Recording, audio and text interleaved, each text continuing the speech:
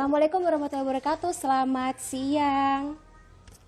Selamat sore nih, udah jam 15 lebih jam 15 lebih 5. Kita insya Allah akan bergabung bersama dengan salah satu narasumber yang sekitar 4 bulan yang lalu ini kan atau selama 4 bulan belakangan kan sering warawiri di layar kaca kita ya untuk memberikan informasi terkini terkait dengan penanganan wabah virus corona di Indonesia. Tetapi ketika 22 Juli yang lalu beliau baru saja pensiun dari jabatannya, yakni sebagai jubir penanganan atau jubir Satgas penanganan wabah virus corona di Indonesia. Sebelum saya akan mengundang beliau untuk join bergabung bersama live at CNN Indonesia pada sore hari ini, saya mau menyapa dulu. Selamat sore, Assalamualaikum semuanya, teman-teman sehat semuanya ya. Kita masih di tengah pandemi COVID-19. Kita kalau misalnya mengingat sebelum per kemarin hari Selasa, jumlah kasus saat ini ada 102.000 kasus dengan jumlah kasus sembuhnya sekitar 60.539, sebuah berita yang cukup baik dan positif ya, bisa memberikan harapan. Kemudian juga jumlah kasus yang meninggal dunia ya, teman-teman kita yang sudah meninggal dunia akibat wabah ini sebanyak 4.201. Kita harapkan agar tidak menyentuh angka 5.000, kita masih punya harapan, tapi yang penting teman-teman tetap sehat. Semuanya tetap patuhi protokol COVID-19 ya. Ini saya mau mengundang beliau, mantan jubir dari tadi Satgas Penanganan Wabah Virus Corona. Kita pasti tahu dong namanya, nama beliau kan Ahmad Yuryanto, Bapak Ahmad Yuryanto yang biasa dipanggil Pak Yuri. Assalamualaikum Pak Yuri. Halo, selamat sore, apa kabar? Selamat sore, selamat sore. Baik Bapak, Bapak sendiri gimana Pak? Alhamdulillah baik dan selalu baik. Bapak, ketika saya tadi promo nih soal live saya sore ini bersama dengan Bapak, langsung pada salam Pak Yuri, salam untuk Pak Yuri, sehat-sehat selalu Pak Yuri dari kami semuanya yang rindu Bapak di layar kaca gitu katanya. Terima kasih. Iya, Pak Yuri, sekarang hari-hari semenjak Bapak pensiun dari jabatan jubir gugus tugas penanganan corona di Indonesia, apa aja nih Pak kalau boleh tahu di Dirjen P2P? Sebenarnya saya kan tidak pernah meninggalkan pekerjaan saya di Dirjen P2P ya. Kemarin COVID itu kan hanya pekerjaan tambahan. Karena hakikatnya COVID ini kan termasuk salah satu penyakit menular yang menjadi tugas, fungsi, dan tanggung jawab saya. Hanya bedanya kalau kemarin saya bukan hanya menghimpun data, menganalisa data, mengkaji data, kemudian memformulasikan menjadi informasi, dan kemudian saya berbicara. Nah kalau sekarang, karena saya dulu itu juru bicara, kalau sekarang hanya saya ketik untuk saya kirim ke website COVID-19. Oleh karena itu sekarang status saya sekarang juru ketik. Jurtik ya Bapak ya? Ya, bukan juru bicara. Berarti sekarang di belakang layar Pak ya, bukan di depan layar seperti itu ya Pak ya? Oh iya. Kalau mau di depan layar boleh kok. Nanti dipanggil, ini sendiri lagi di depan layar Pak memberikan informasi juga ya. Aja. Jangan Pak. Pak Yuri, tapi kalau misalnya selama menjabat jadi jubir kan dulu kayaknya hampir setiap hari tuh ya Pak ya, kalau misalnya di CNN Indonesia ada breaking news, itu Bapak dari Senin sampai Minggu itu Bapak yang siaran gitu. Kita aja jurnalis pasti ada libur 2 hari. Itu gimana Pak bagi waktunya Pak? Sempat istirahat atau gimana tuh kalau teman-teman apa Ya pertanyaan kalau dari teman-teman istirahat adalah pastilah ya. Saya istirahat pasti kan dari 24 jam kan. Pasti saya istirahat. Nah, bagi saya kan ini sebuah mandat, sebuah kehormatan yang diberikan oleh Presiden langsung ke saya untuk menyampaikan permasalahan ini ke masyarakat. Nah, karena tugas bagi saya adalah sebuah kehormatan, maka saya hanya berpikir satu. Saya harus menjalankan sebaik-baiknya. Tidak ada pemikiran yang lain. Masalah istirahat, toh saya paling di televisi kan cuma setengah jam kan, paling lama. Ya masih ada 23,5 jam lagi lah. Oke, nah kalau misalnya dengan koordinasi dengan semua pihak, kemudian juga rapat-rapat, terus meeting, habis itu sharing informasi ke semua pusat dan daerah, gimana tuh Pak? Kami punya tim, namanya Public Health Emergency Operation Center yang bekerja 24 jam, intensif. Tim ini sudah ada jauh sebelum COVID-19 ini, karena tim ini diresmikan di tahun 2015 ya. Nah, tim ini memang memiliki tugas untuk melakukan pemantauan secara ketat 24 jam terhadap semua penyakit yang berpotensi menjadi kejadian luar biasa, menjadi wabah, menjadi pandemi, baik yang ada di beberapa kabupaten kota, di provinsi, di nasional, di regional, bahkan global. Sekarang ini kita sedang melakukan pemantauan ketat terhadap swine flu untuk G4E yang baru ini. Nah, kemudian kita juga melakukan pemantauan terkait dengan kasus polio yang ada di Filipina Selatan dan seterusnya. Nah, ini setiap hari kami selalu melakukan evaluasi dari hasil pemantauan sepanjang hari, kemudian melakukan kajian, melakukan analisa kira-kira memiliki potensi berdampak enggak untuk negara kita. Kalau iya, di mana? Seberapa besar? Siapa yang harus dilibatkan? Ini adalah sesuatu yang setiap hari kami lakukan. Berarti bukan hanya COVID saja nih Pak yang diurusin ya, maksudnya kayak dari Dirjen P2P kan berarti penyakit infeksi semuanya yang mengancam rakyat Indonesia juga diurusin gitu ya Pak ya? Betul, jadi pencegahan dan pengendalian penyakit, ini kita berbicara pada beberapa pengelompokan dalam organisasi kita, ada pencegahan penyakit menular langsung. Nah, di dalamnya adalah COVID itu ada di sana, TBC ada di sana, HIV/AIDS ada di sana, hepatitis ada di sana. DBD ya Pak Kemudian juga ya? penyakit menular yang menggunakan tular vektor. Nah, kalau vektornya nyamuk ada DBD, ada malaria, ada yang tular vektor dan zoonosis, zoonosis dari bersumber hewan, ada antraks, ada rabies, ada filariasis, ada macam-macam. Kemudian ada penyakit tidak menular. Nah, tidak menular ini mulai penyakit-penyakit yang terkait dengan degeneratif, mulai hipertensi, penyakit pembuluh darah, jantung dan sebagainya. Ini juga kita selalu perhatikan. Dan yang terakhir adalah penyakit jiwa dan nafsa. Ini pun juga menjadi pemantauan kita semua.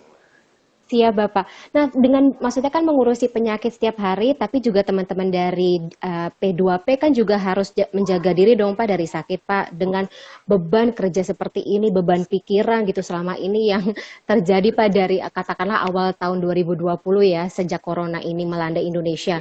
Ini gimana teman-teman dari P2P sendiri menjaga diri agar tidak terkena sakit gitu Pak? Yang pertama sebuah keyakinan yang harus kita pegang.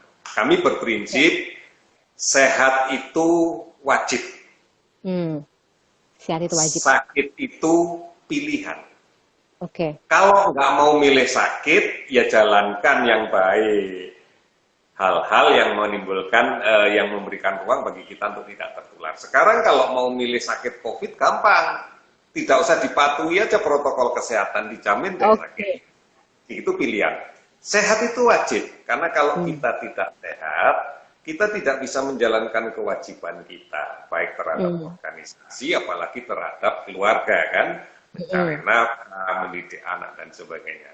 Oleh karena itu, dalam perspektif yang lebih kecil lagi, saya mengatakan siapapun yang membiarkan dirinya sakit itu pelanggaran, karena akan membuat dia tidak bisa menjalankan kewajiban.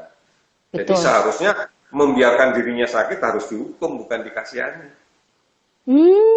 Ini adalah suatu mindset baru nih yang saya baru belajar gitu. Yang sakit itu harusnya kita salah sendiri gitu ya. Iya, karena kalau kita sakit, orang yang terdekat dengan kita pun juga tidak memberikan rasa simpati kok ke kita. Malah menghina. Terbebani. Bawain makanan enak, buah enak. Kenapa nggak pas sehat gitu loh di bawah? Oke, siap Pak. Ini harus jadi mindset baru dari rakyat Indonesia ya Pak ya. Pak Yuri, kita bicara soal saat Bapak menjabat sebagai jubir waktu itu ketika ditugas gitu diberikan mandat untuk menjadi jubir. Dari keluarga sendiri tanggapannya gimana Pak? Apakah sudah langsung waktu itu udah pada ini belum sih kayak aware gitu kerja Bapak akan menyita waktu Bapak, akan menyita waktu yang seharusnya Bapak bisa libur tapi ternyata tidak bisa libur gitu? Ini justru sesuatu yang lebih menyenangkan buat keluarga saya. Saya sebelumnya di Kepala Pusat Krisis Kesehatan. Pada waktu bencana Palu, saya berbulan-bulan tidak pulang. Pada saat di Lombok juga nggak pulang. pada saat di Selat Sunda juga nggak pulang. Itu jauh lebih enak. Sebelumnya di dunia saya kan, sebelumnya saya 29 tahun di TNI Angkatan Darat. Saya kalau melaksanakan tugas operasi bisa 2 tahun, 3 tahun. Nah, artinya hidup saya sekarang paling indah gitu ya. Sehingga dan keluarga langsung saya jadikan tim. Karena begitu saya pulang ke rumah, maka mereka akan memberikan komentar terhadap apa yang saya sampaikan di media. Mereka bertanya, ini ngomong apa tadi? Ini bahasanya kok berbelit-belit, ini maksudnya apa? Jadi mereka tim saya. Oh gitu Pak. Nah ini sebenarnya juga yang kemarin itu saya sempat cerita gitu sama rekan saya Puspa. Kalau misalnya kemampuan public speaking Bapak itu sangat bisa dipuji Pak untuk sebagai jubir gitu. Maksudnya kita sangat kagum dengan kemampuan public speaking Bapak gitu. Itu juga masukan dari keluarga atau memang ada tim khusus gitu nggak sih Pak? Tidak. Kebetulan mungkin saya banyak bicara ya, makanya bisa lama-lama jadi juru bicara ya. Saya terbiasa karena memang salah satu basic instingnya insan kesehatan itu kan harus jadi promotor kesehatan.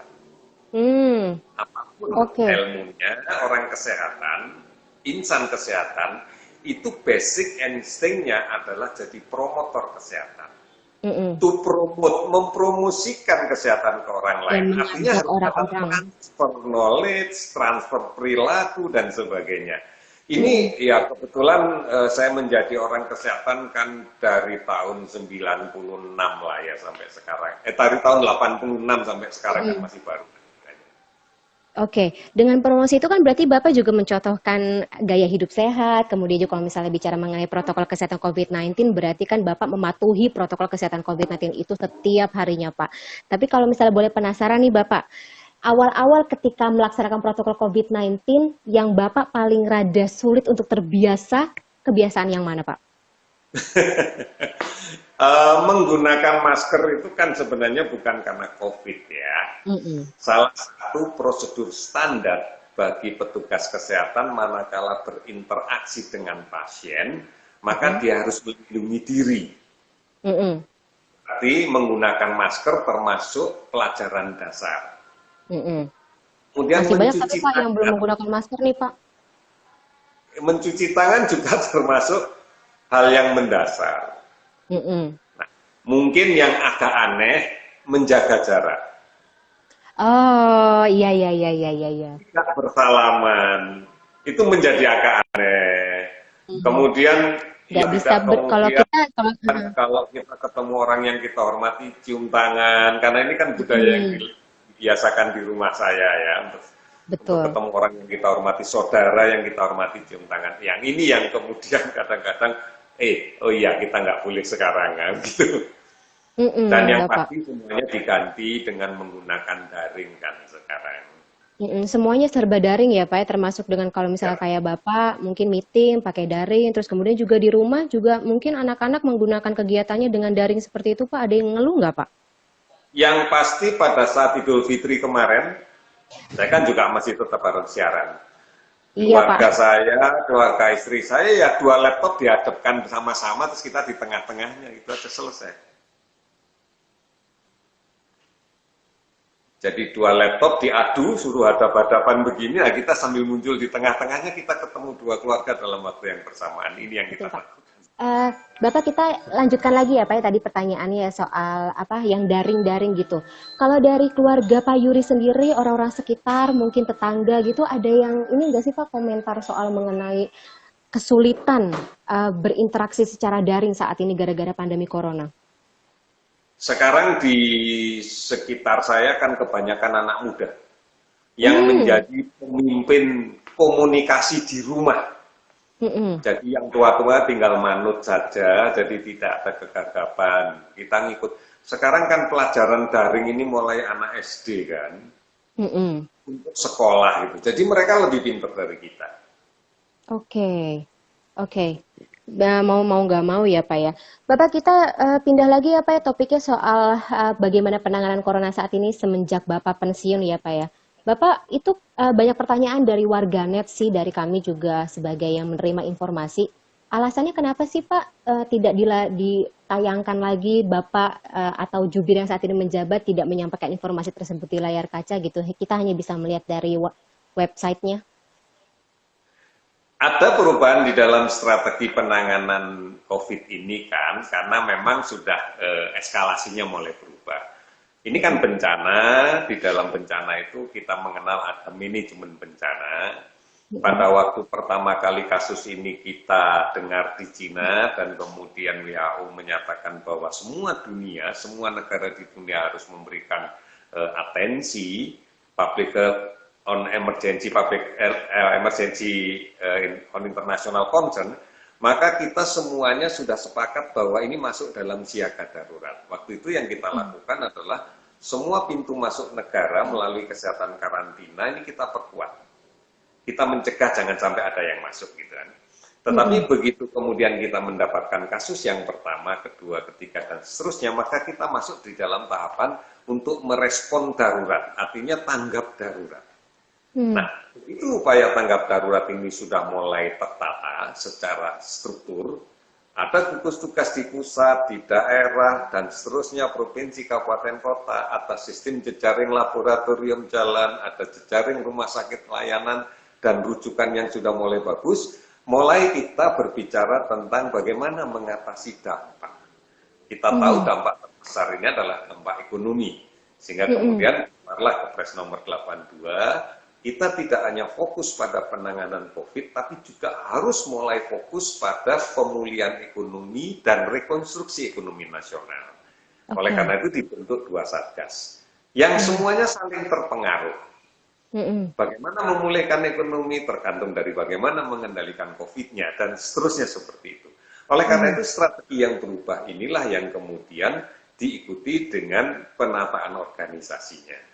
Nah, kemudian Presiden melihat bahwa sekarang pada episode sekarang ini tidak perlu lagi setiap hari dibaca, tetap diupdate, tentunya menggunakan website. Dan kemudian perintah baru diberikan ke saya, sekarang fokus tangani TBC. Jadi sebelum itu saya diperintahkan fokus tangani TBC, intervensi TBC seperti kita melaksanakan intervensi terhadap COVID.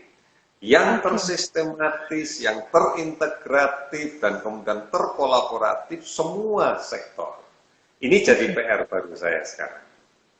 Tapi kalau misal bicara soal TBC, Pak, seberapa besar sekarang ancamannya, Pak? Kita sudah cukup lama berupaya mengatasi permasalahan TBC ini. Kalau kita berbicara data, kita terlalu lama nangani ini.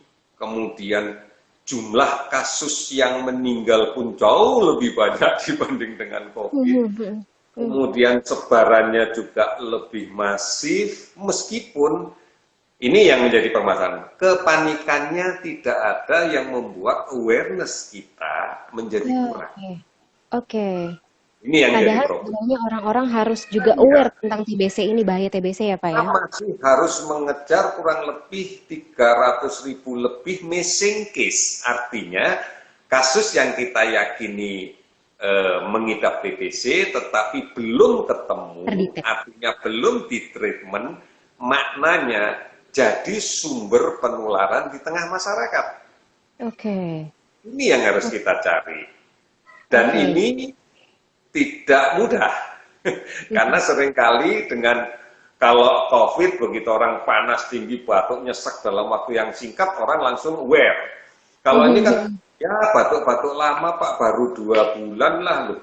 Kok batuk dianggap biasa? Lah namanya batuk sedikit-sedikit kan nggak apa-apa katanya. Dikira flu ya Pak ya? Badannya makin lama makin kurus itu.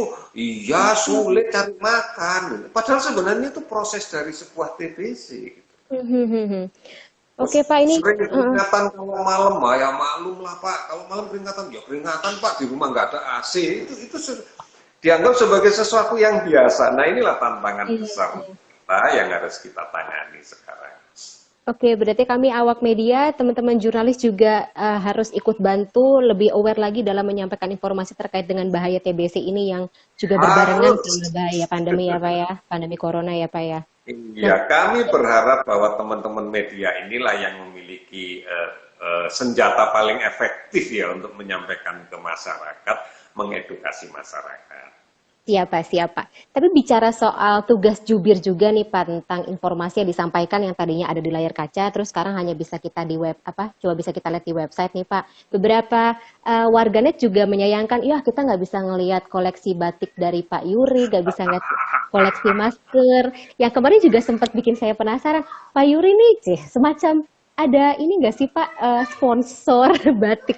Maksudnya soalnya masker batiknya bagus-bagus, kemeja batiknya juga kemeja batik Bapak yang Bapak pakai juga enak dilihat gitu loh Pak. Mungkin bisa berbagi rahasia Pak?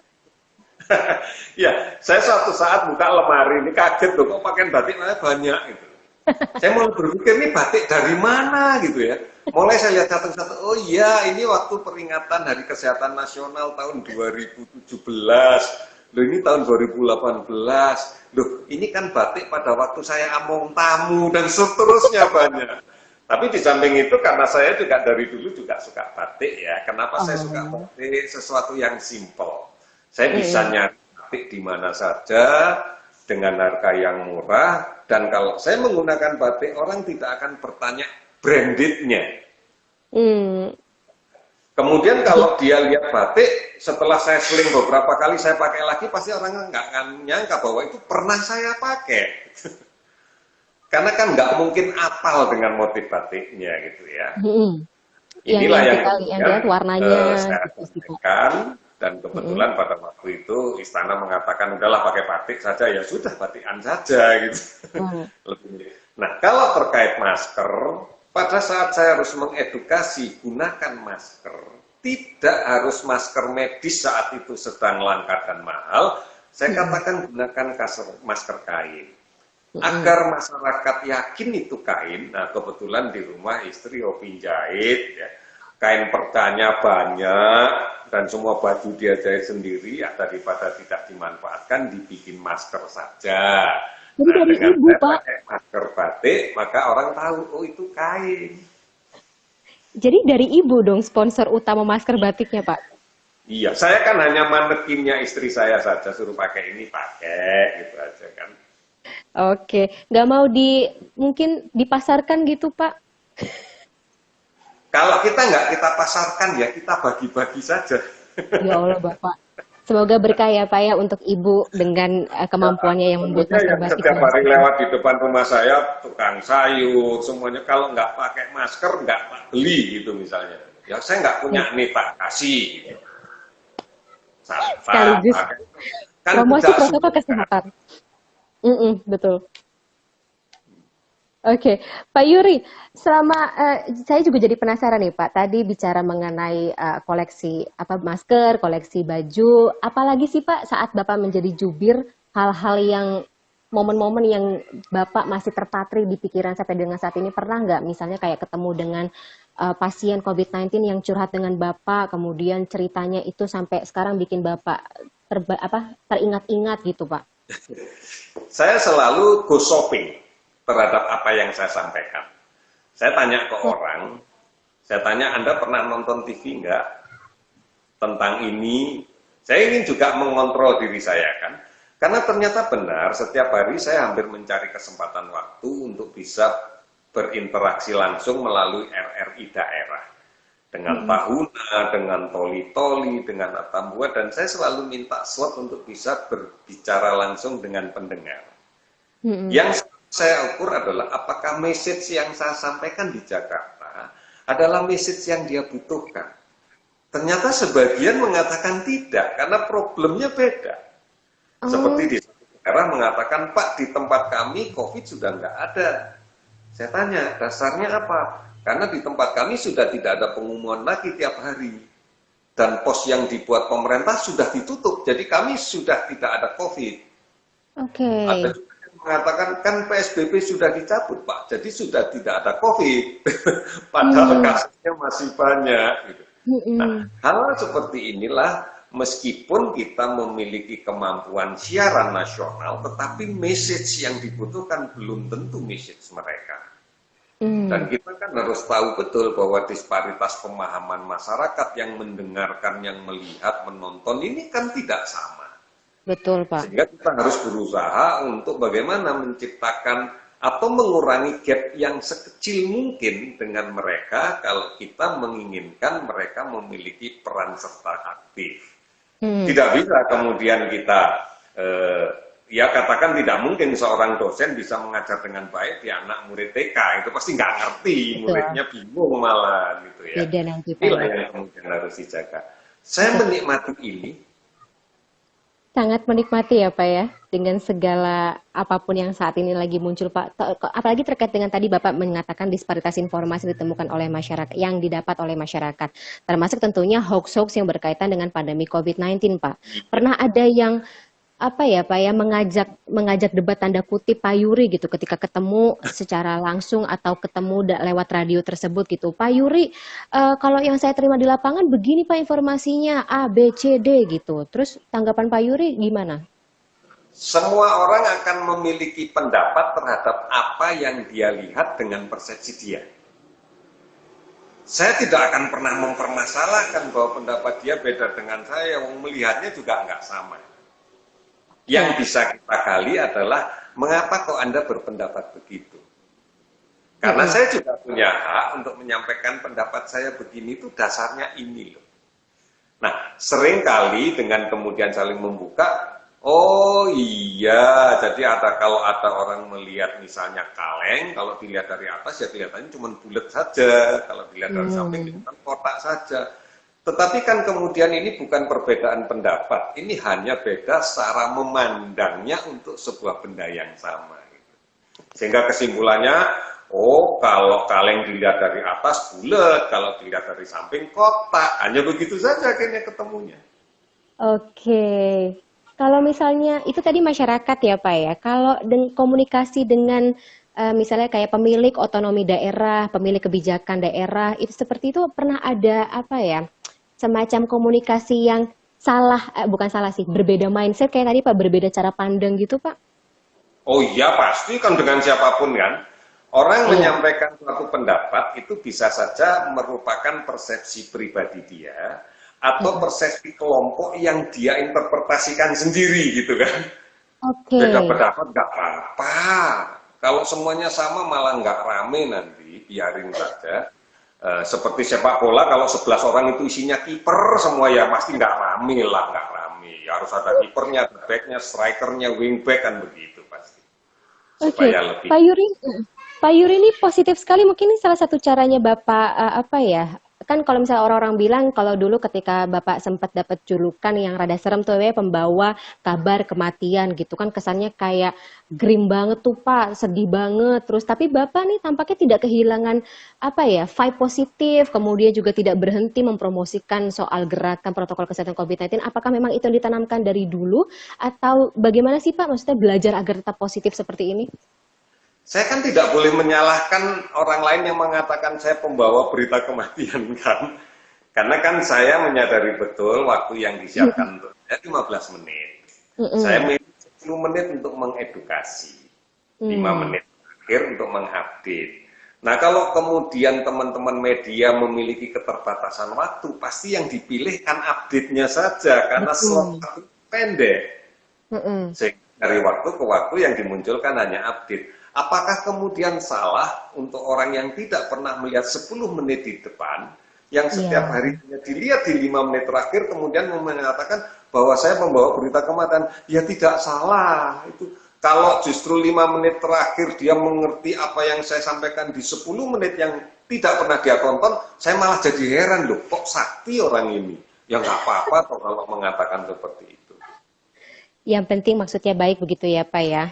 Tapi interpretasi dari masyarakat jadi bisa beda-beda. Yang penting kita tidak perlu dipikirkan terlalu dalam. Tapi Bapak mikirin dalam nggak nih Pak soal kasus yang sudah menembus angka 100.000 nih Pak? Iya, saya tidak pernah punya ujung angka.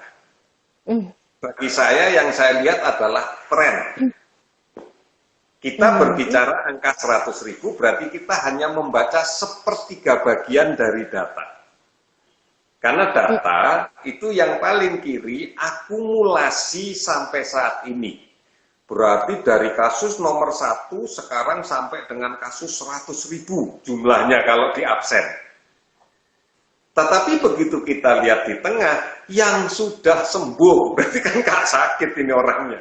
Sudah pulang atau sudah sembuh, atau yang sudah meninggal. Artinya dalam angka ini, saya tidak mengatakan, wah yang sakit 100.000 ya, enggak. 100.000, kalau yang sudah sembuh 90.000, berarti yang sakit kan cuma 10.000. Oke, harusnya kita Jadi kita ganti melihatnya fokusnya ke seperti sembuh itu. ya. Iya, seperti angka dunia sekarang yang sakit 5 juta, apa ya 5 juta sakit semua, sekarang kan tidak. Betul. Ini bisa kita lihat bahwa tingkat hunian rumah sakit baru terisi sekitar 54% salah satu kontrol saya. Artinya kapasitas rumah sakit kita masih tersedia separuh. Artinya orang segitu banyaknya ya memang nggak di rumah sakit. Sudah sembuh. Apalagi data terakhir hampir 80% kasus konfirmasi positif tanpa gejala. Betul, OTG ya Pak ya. Dan tanpa gejala ini kan sesuatu yang subjektif kan. Tanpa rasa sakit itu sesuatu yang subjektif.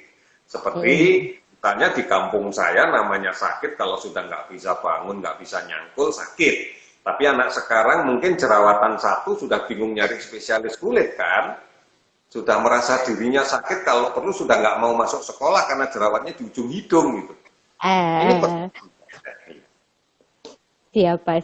Again, kita harus shifting fokus ya Pak ya, ke hal-hal yang sebenarnya harusnya mendapat prioritas gitu ya Pak ya. Iya, betul.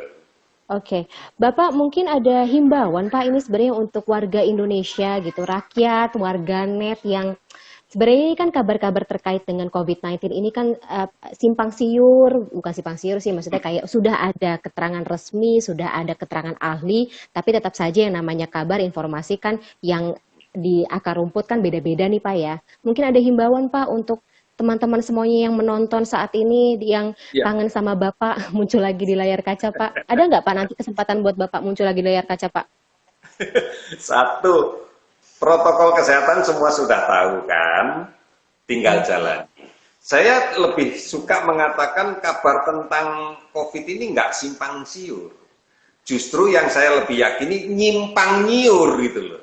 Jadi sengaja memang sudah tahu ada yang bener, nyari yang nggak bener gitu loh. Jadi bukan simpang, tapi memang nyimpang, dia sengaja nyimpang dan sengaja nyiur. Banyak loh saudara kita yang sudah ngerti, sudah pinter, well educated, kok ya masih sengaja nyimpang mengatakan bahwa COVID itu konspirasi, itu kan nyimpang, itu bukan simpang, kalau itu nyimpang gitu, nyimpang nyiur gitu ya. Jadi mari kita lebih dewasa menyikapi ini, karena COVID ini tidak akan selesai hanya untuk diperdebatkan. COVID ini tidak akan selesai hanya untuk dengan menyuruh orang lain. Karena filosofi kalau kita menunjuk orang, kenapa kamu tidak pakai masker, hanya 1 jari loh yang ke depan, 4 jari ke kita. Nah, jadi mari kita mengawali dengan sebuah keyakinan yang sering saya katakan, maskerku melindungimu, maskermu melindungi aku. Jadi kamu dan aku harus saling melindungi dong. Betul Pak. Ini sebenarnya yang sederhana. Iya, itu juga nilai-nilai yang ditanamkan ya sebenarnya dari dulu kan oleh rakyat Indonesia, gotong royong, saling bahu-membahu gitu. Masa kita lupa ya Pak ya sama kaidah zaman dulu yang ada di rakyat kita ya Pak ya. Bapak tadi Pak tuh warganet masih nanyain Bapak kapan akan mungkin sesekali gitu bisa sharing informasi lagi Pak di muka publik Pak. Ini kan sudah di depan publik kan. Ya maksudnya. Nah, ini sesuatu yang harus betul-betul kita pahami karena sekarang ini harus disikapi dengan perubahan perilaku. Yang menarik adalah beberapa waktu yang lalu saya menghadiri peringatan Hari Anak. Saya beri kesempatan anak-anak untuk kemudian bagaimana dia memerankan saya dalam rangka mengedukasi. Saya tanya, kamu kok sudah pinter pakai masker, siapa yang ngajarin? Kami di rumah diajarin sama mama gitu. Tapi di rumah papa nggak pernah mau pakai masker loh gitu. Ini kejujuran anak. kita menginginkan di dalam perubahan perilaku keluarga menjadi agent of change. Karena ini harus dibudayakan. Perubahan kebiasaan baru dibudayakan. Jadi bukan hanya sekarang musim masker, ya nanti kalau bisa seterusnya pakai masker. Kan sebenarnya lebih hemat, mukanya lebih bersih, ya mungkin agak irit lipstick gitu ya untuk mbak-mbak. Ini menjadi penting untuk kita. Dan ya yang penting lagi bisa mengurangi frekuensi makan di antara makan deh, itu yang penting ya.